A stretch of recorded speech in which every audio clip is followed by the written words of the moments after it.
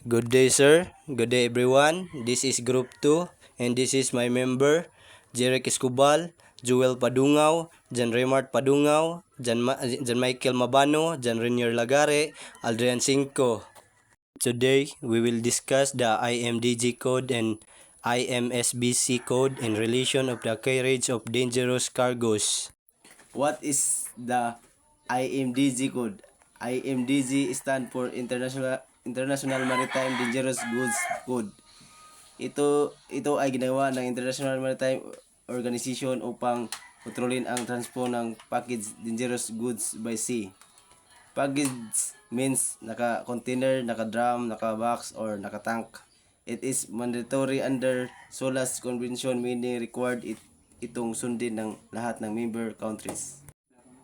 The IMDG code provides role on classification, packaging, marketing and labeling, documentation, stowage and segregation. Ibig sabihin, bago pa man isakay ang kargamento, dapat tama ang classification at labeling nito para malaman agad kung anong klase ng danger ang dala nito. What is the IMSBC code? IMSBC code stand for International Maritime Solid Bulk Cargoes Code. Ito ay developed by International Maritime Organization.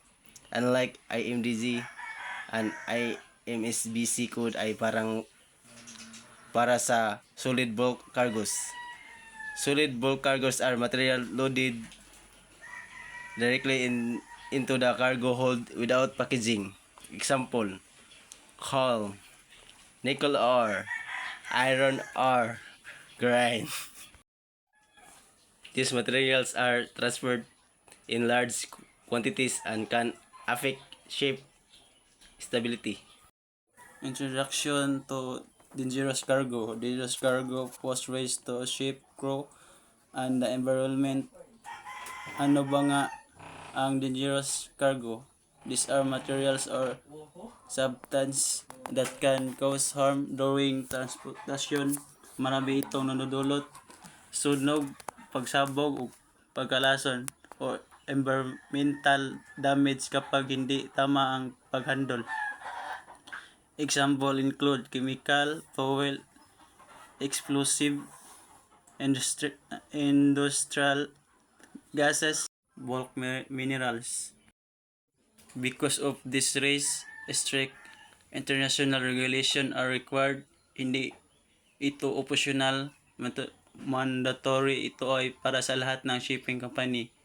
This is regulation are governed by the International Maritime Organization or IMO, which is a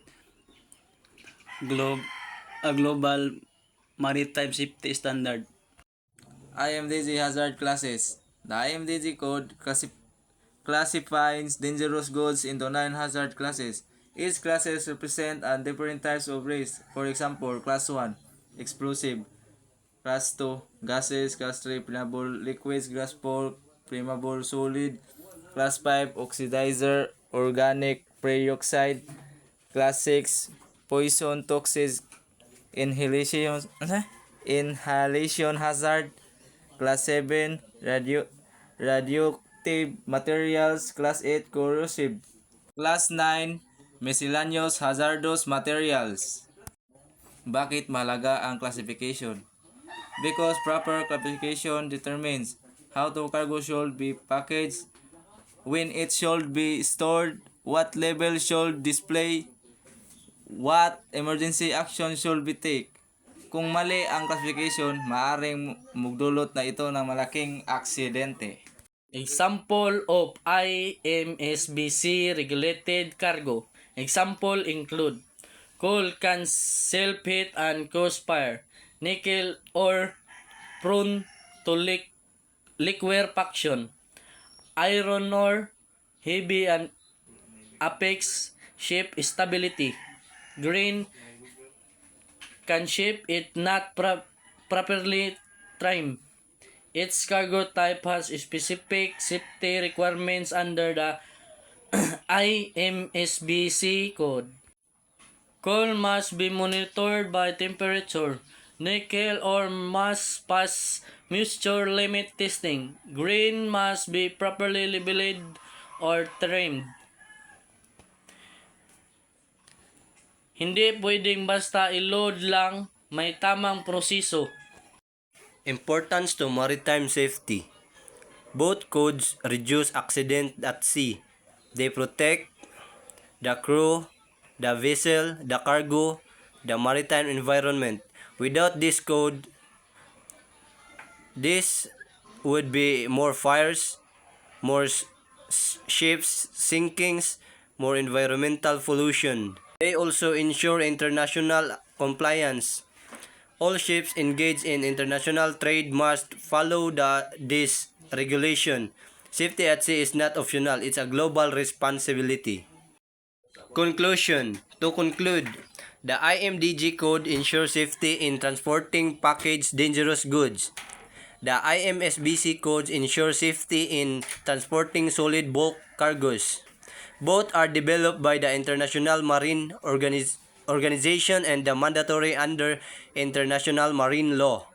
Sa kabuuhan, ang dalawang codes ito ay mahalaga upang maiwasan ang aksidente, maprotektahan ang buhay ng mga seafarers, at mapangalagaan ang ating karagatan. That ends our presentation. Thank you.